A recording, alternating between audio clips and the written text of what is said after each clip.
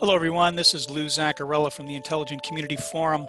We're moving forward with our series, No Place But Home, a conversation with city leaders and others around the world to talk about their response to the COVID-19 outbreak.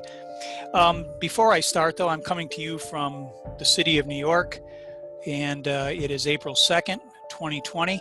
The City of New York reported its 1,400th case of COVID deaths today. And in the City of New York today, I saw something that gave me a great hope, even though we're 22 days into this crisis. I was walking along Madison Avenue, and a woman who was totally bundled up with a surgical mask, impenetrable, walked past a homeless man, turned around, put her hand in her purse, took out a $10 bill, completely violated social distance rules, and gave it to him, and then continued on her way. So I think that's a gesture that you will find in many people's minds, probably in a small town or city, but I saw it today in New York City. So that's what's going on here. When I talk about a small city, and I talk about a small town feeling, for me immediately, the state of Ohio and the city of Dublin, Ohio comes to mind. We're going to continue a conversation with a representative of that city.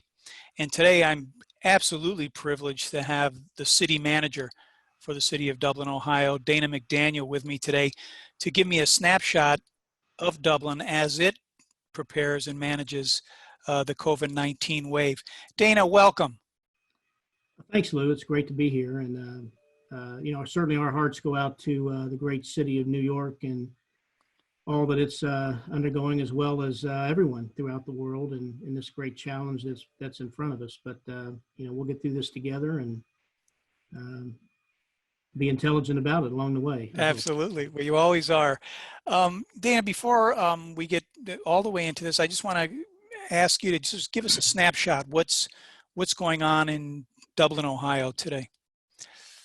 Well, the entire state of Ohio is under a stay-at-home order. You're probably aware of that, as many states are in the United States. Our governor, I want to give Governor DeWine and his administration great credit for probably one of the earlier states to really lean pretty far forward on this whole situation, and took a lot of proactive measures and action to try to stem the curve, as we know, as we're all calling it, to try to flatten the curve here on the effects of COVID. So the great leadership there, and some good forward decision making, although not always popular when it comes to that. And I can feel that pain a little bit locally. This really started to roll out as we were entering into a very celebrative week here in Dublin, Ohio, with our State of the City gathering, which is pretty popular. And then we were opening up our new pedestrian bridge, which we expected hundreds of people to come to that. And then the next morning was going to be the St. Patrick's Day Parade, which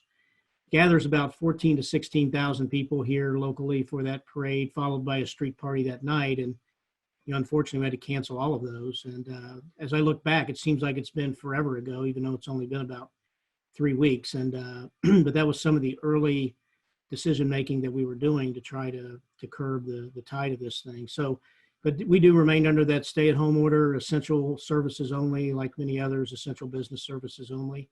And of course, as a city, we, like other cities, and I'm, a lot of people I'm talking to out there that run cities know this, we don't really get to go home. We have the responsibility of first responders, as well as those who support them, and utility workers and the like that need to be out there on the front line and still providing that service. And, we don't even think about it oftentimes, but when those people are working, there are other people working too, like custodial staffs and people like that, to try to keep facilities sanitized. And so, we're a full-time force of about 400 people. About half of our staff is still actively engaged on the street and reporting to work. The other, probably the other half, and of that other half, probably most of those are telecommuting from home, and then we have some non-essential that are still at home but ready to report back to work. And then we have a lot of seasonal staff of about the same number that we are keeping at home and keeping on the payroll, because our need to have depth on the bench should we start to experience loss of staff or illness. We have to be able to call people in and provide those essential services. So I'm sure there's a lot of people out there that can relate to having to do that as well. Have you had anybody go down in essential services, Dana, at this we point? had, well, we had one positive COVID case who had been traveling and came back, and we had asked that person to self-quarantine before reporting to work, and that person did, and they've been cleared. In fact, coming back to work next week, and we are in emergency management mode. I'll probably talk about this a little bit more later, but we, as many cities are, we declared a state of emergency, a city of emergency, a declared emergency here a couple weeks ago, and have been in that mode. And our emergency operations center is up and running, but we do that remotely. And we are daily briefing emergency operations every day with our leadership team and monitoring the wellness of our staff. Even though we have staff at home or people that are non-essential, everyone's calling in to report their availability for work. So we know exactly what the overall health is of our staff, which actually is pretty good. I think we were able to obtain some of that physical separation early enough that the people who are at home and even the people here at work are still doing pretty well. So our overall health picture looks good. Well, that's really good news. And it sounds like you guys sort of got on it a little earlier than many cities. Two questions, Dana. We were speaking, of course, with your CIO a couple of days ago, Doug McCulloch. He mentioned, I believe, that Central Ohio is expecting a wave of about 6,000 to 8,000 cases, according to the Cleveland Clinic. Are those the numbers you're still looking at out there? So right now, Ohio has right at 2,900 confirmed cases. That's up over 700 just from previous report. So we're starting to see this exponential roll in Ohio, like others are, of cases. Some of that's a result of awareness of cases reporting in and increased in testing, right? So there could be many more cases out there that we aren't necessarily aware of. Unfortunately, our death rate has been is at 81, and that's up 26. So that's starting to roll. In fact, one thing I didn't mention earlier is we had one of our employees lost 3 family members, a pair of grandparents as well as an uncle, to COVID-19 just this last week. And so you can imagine losing 3 family members like that at one time. And then they have a 4th family member that's essentially on life support as well during this crisis. So, that's an example of, even though, Ohio's numbers may be, one is too many, but relatively low compared to some like a New York or whatever, we're starting to see these kind of cases hit, and they're hitting close to home as well. So, so that 8,000 to 10,000 number was referenced by our Ohio Director of Health.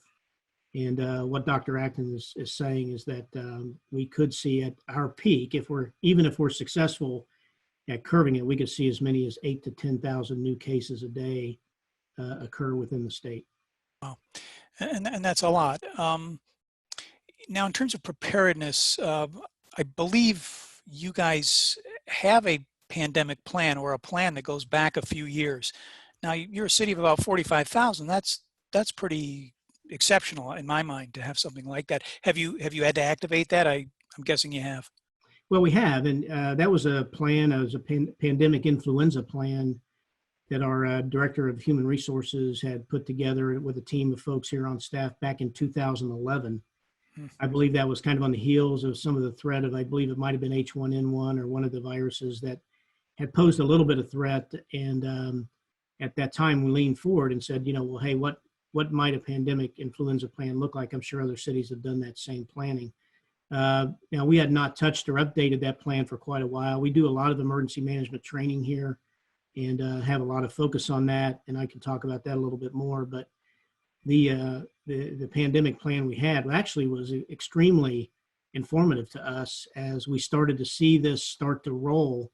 We said, hey, let's pull that plan out, let's dust it off. And it was actually extremely relevant.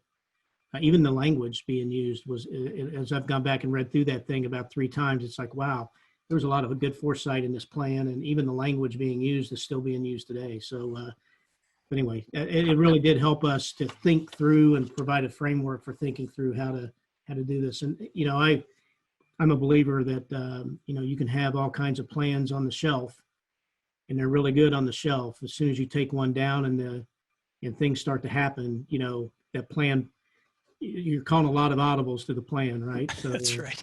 Well, you're and you know that because of your background as a one-star general in our military. I think it was Eisenhower who said most battle plans rarely survive the first contact with the enemy. well, You're finding that?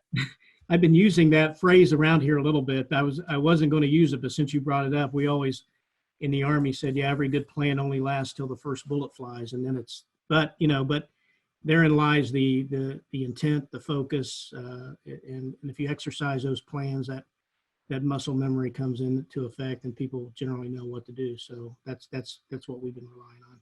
Alluding to the military background, let me ask you, has it come in handy, and do you see any parallels? I mean, you were in the Middle East, you were in Iraq. Are there parallels, and has it been helpful in terms of sitting now as you're the quarterback? Oh, well, since you're bringing all that up, so thank you for that. I guess, but I guess what I would tell the viewers is that my background was with the National Guard and Army National Guard, and I did some active duty time with that over the years. But with the National Guard, my background was in emergency management. Really, I did a lot of that, and often was called up because I had this background in local government as well. So the emergency planning, the emergency, what we would call the National Incident Management System, or NIMS, that we use in the United States, which translates into the Incident Command System, and how we use it every day. Cities use Incident Command System every day. First responders live by it. And so we do a lot of special events here in the city, as many other cities do. We use that as our guidepost with about everything we do. And so when we roll into situations like this, it becomes a natural framework for us to use. And so as soon as we declared an emergency, we did that to put into effect our Emergency Operations Center and to put that framework into place. And so absolutely, there are those parallels between my background there and what we do every day here in city services. Dana, is there anything that, as you know, a lot of our communities are going to be listening today, as well as other communities that haven't been designated as intelligent. Is there anything from that you would say it may be worth taking a look at this playbook, or going here, or taking this step first because we have found it to be extremely useful? Yeah, our employees, we require our leadership team especially, to be trained in the National Incident Management System and the Incident Command System. So we do a lot of training on that. And whether you're in it every day or not, you may be a building inspector or engineering inspector, you may be in finance or administration. Everyone's trained on that. We exercise it. So, if you were going to take a play out of the playbook, the first play is to really know that system. And I would imagine the other countries that might be watching this have probably similar systems as well. And so, or if not, they've put that sort of framework together for themselves. So I'm just a big believer that you can never exercise that enough. And a lot of that's from that military training, but I also worked for other city managers. And one of the first city managers I ever worked for as an intern, one of my first intern projects was writing an emergency operations plan for a city. So I kind of, I guess you would call it, I drank that punch early in my career and have just been a big believer in it ever since. So it's really proven to be helpful. So none of this stuff is really throwing you too much because of that? Well, I mean, it's a challenge, Lou. I mean, everything is different. Every incident is different. And this one's particularly interesting. I wanted to ask you about that. What scares you the most? Where do you think you're going to get a blitz that you haven't seen before? Yeah, so I think I think the key is, I kind of look at this in phases. When the word first started coming out that this was coming, we pulled the plan off the shelf, and we made sure everyone started looking through it, getting familiar again with it. We had been doing some emergency management training this last year, EOC training. We had just done some in January. So with the leadership team, and just to try to keep ourselves familiar, but you take that framework and you stick whatever different kind of thing may happen into it, and hopefully, you can make things happen around that. So we really needed to determine how we were going to take care of our employees. Usually if you have a disaster incident, I mean, pick one, in the Midwest, tornado is one that we often train for. Right.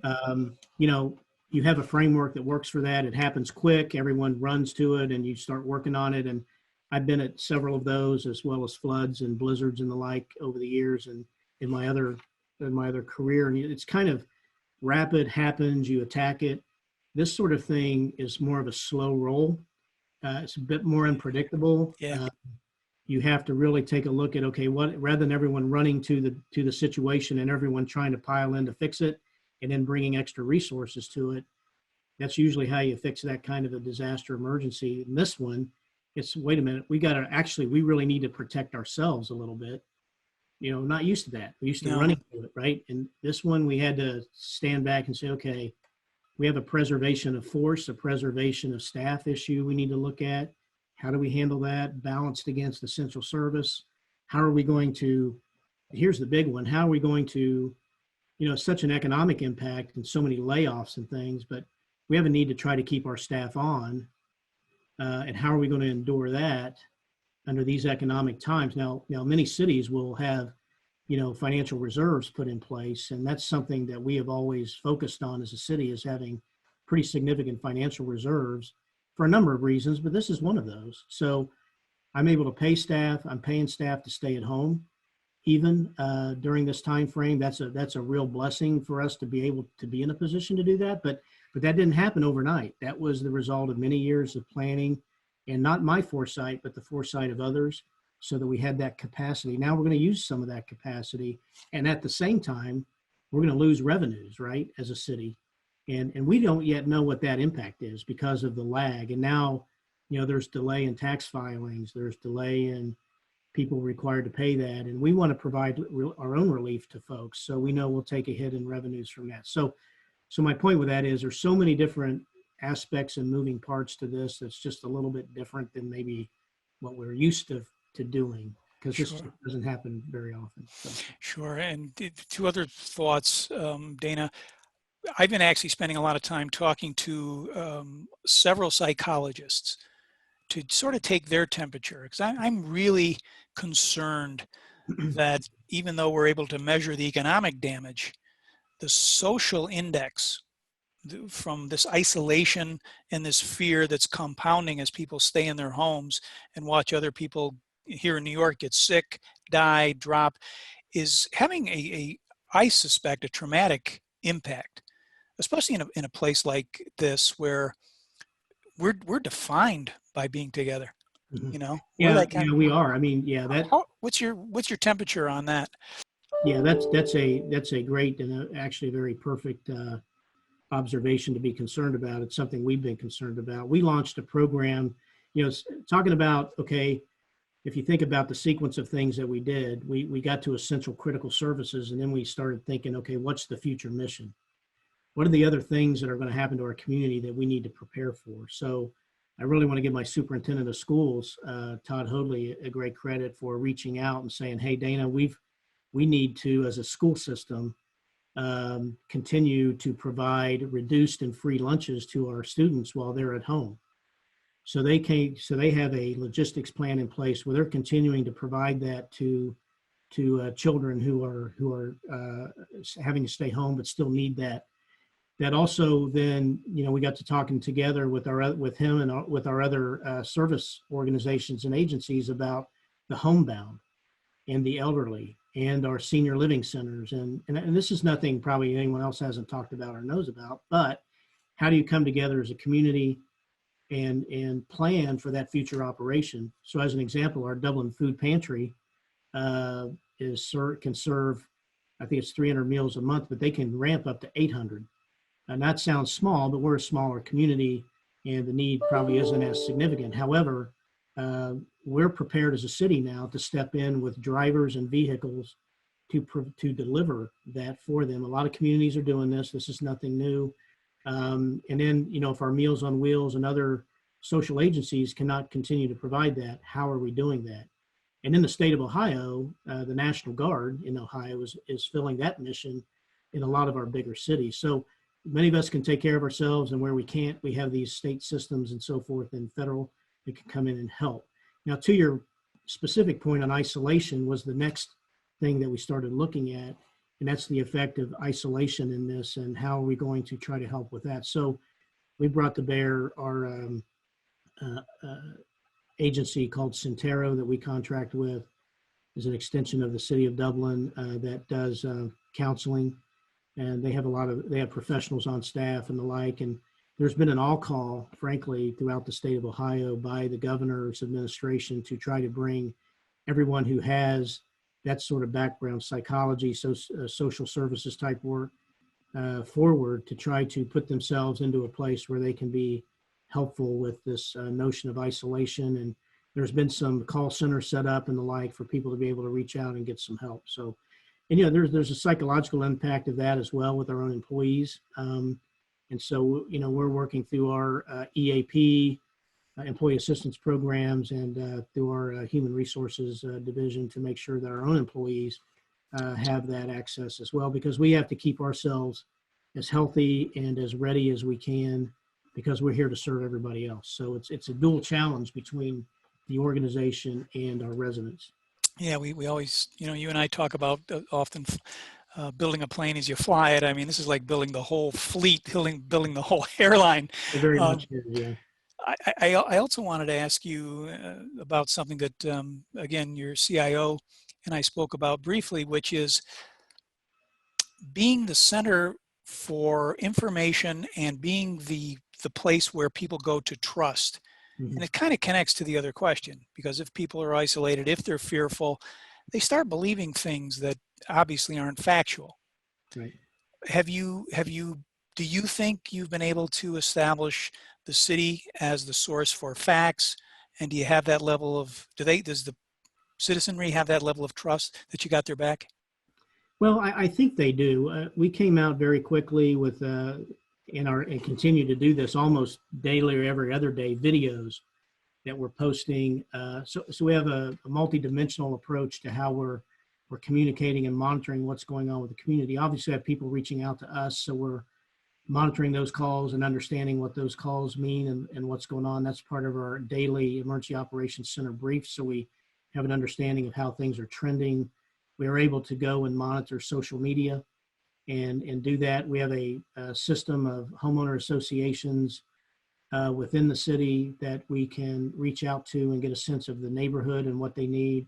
Back to the Dublin Cares program, we've created a communication platform among nursing or senior living centers and the social services, and having that platform and that call so we understand what their needs are, and we're also tracking where their needs are going.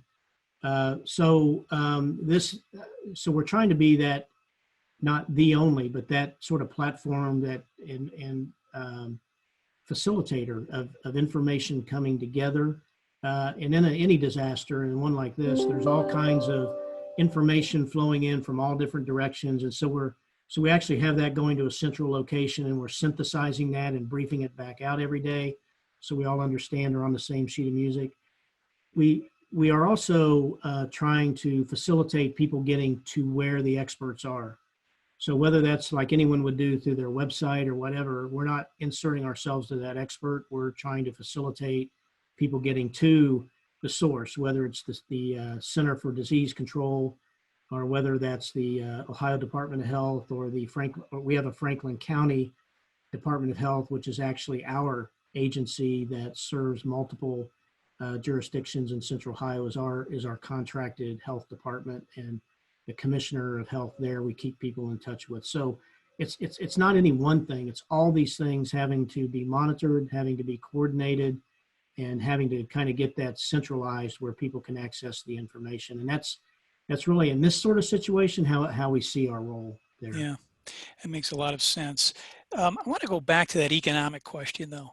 I mean, you guys aren't confronting it. Well, you mentioned that you would be confronting it, obviously, because you've got people staying at home. You've got an economic slowdown. There's a discussion about let's get people back to work. Sweden, actually, we read this morning, has an experimental program where they are going to start putting people back to work in a sort of a beta test that seemed to me a little dicey, but they've thought it through. Location tracking being one of the mechanisms they're using. But you're obviously in a public health crisis. of proportions that we haven't seen in over 100 years. Where do you think the middle way is? Because I know the governor listens to you, other people listen to you, but even for yourself, where do you think the middle way is for you with regard to restarting your economy and making sure that the public health is protected? Well, I mean, for what it's worth, and I don't know that our governor listens to me. That'd be nice if he did. I don't have much to say because they're actually doing such a great job. We're really following their lead. But I was just watching his daily briefing right before we came on the air here, and even today they're saying, look, we've got another month here in Ohio to see the peak. So I really don't think Ohio sees itself coming out of this curve until probably into June in a lot of ways, or I'm sorry, mid-May into June right now, and it keeps getting pushed back. So, I think what we are right now, we are not actually realizing yet from the financial impact side of this. I mean, we just finished up March, right? Our revenues finished up, even though businesses had already sent people home. Now, the point of that is that we have a lag. So we're not going to see the impact of that for another 30 days, maybe 60 days. But I can promise you we're anticipating, a loss of revenue. Now, in our economy here locally, I think we're pretty fortunate in the balance of the type of economy we have. Obviously, our small businesses are going to hurt the worst. The service industry, the hotels, restaurants, and the like, even though some of those restaurants are remaining open for pickup type service, they've taken a big hit. We know that. We've seen it already. Our Chamber of Commerce just did a quick survey this last week. They got 300 responses back from companies, which is pretty good response, various sizes. So it really was a good look at how companies are doing. And I'd say it's probably a third and a third and a third. A third of those who really see themselves tanking and probably not being able to come back. A third who is probably on the bubble but survivable, and a third who actually is probably doing pretty well, not well, but sustaining. I think that's a tribute to the mix of types of companies we have, the mix and the size of companies we have. But I mean, overall, we're going to see that significant impact. But the telecommuting thing is, I think, something that's really going to help in this economy, is the change in the type of work. But it's what's interesting. Our city council the last couple of years has made we do an annual goal setting, and one of their goals out of this was to recognize the future of work. So this is going back a couple of years ago now. The future of work will be really what we're seeing today. And right. The future came fast.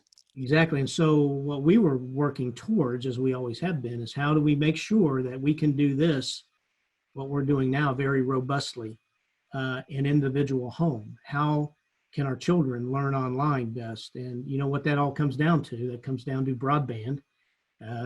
Sorry to give the ICF commercial, but I mean, that's really, no but problem. I mean, it's being tested no more than it is now. And I think about 2 weeks ago, because we're behind the curve a little bit compared to Europe, I think I saw a story somewhere where, I think in Europe, they were asking people to not use HD because it was consuming so much bandwidth. And so, that's, I think it's a testimony to trying to look forward and what the future of work is going to be. And I think we kind of got pushed into that faster than we thought we would. And actually it's working pretty well. We're not, knock on wood, we're not hearing right now that, the systems are collapsing. And I think that's a great testimony to the industry that's out there providing this medium for us to be able to do this on. Yeah, and you guys were wise enough to build your own municipal network that was very, very robust way back. So I know you've taken caps off that, and so your enterprises are probably going to be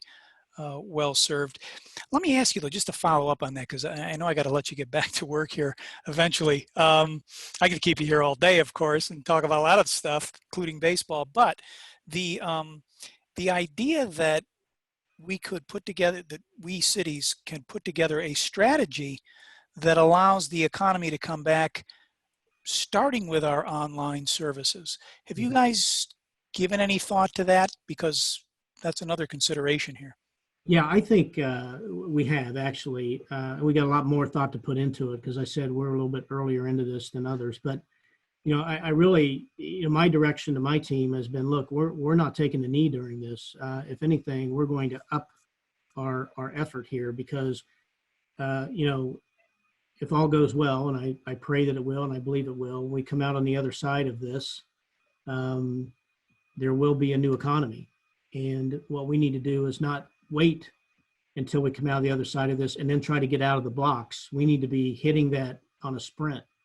So we're working with our Convention and Visitors Bureau and having discussions with our chamber. I know we're just starting this. In fact, I want to give our Convention and Visitors Bureau Executive Director a shout out because he's wanting to put together a group to try to focus on that industry, on how we're going to bring it out on the backside of this. I think a lot of the other companies are going to take care of themselves, and I don't know that there's a lot we can do, but I mean, the point is to not let up now. The point is to be thinking forward on how we're going to work on this on the other end. And with all that's going on and all the distraction and all that we got to do to just keep essential going while we're taking care of ourselves and taking care of our residents, we have to still be thinking about that with the businesses. So it's a great point and a great question. I don't have the exact answer for that other than, we got to be on top of it. I know our economic development team is, even though that all of them are working from home,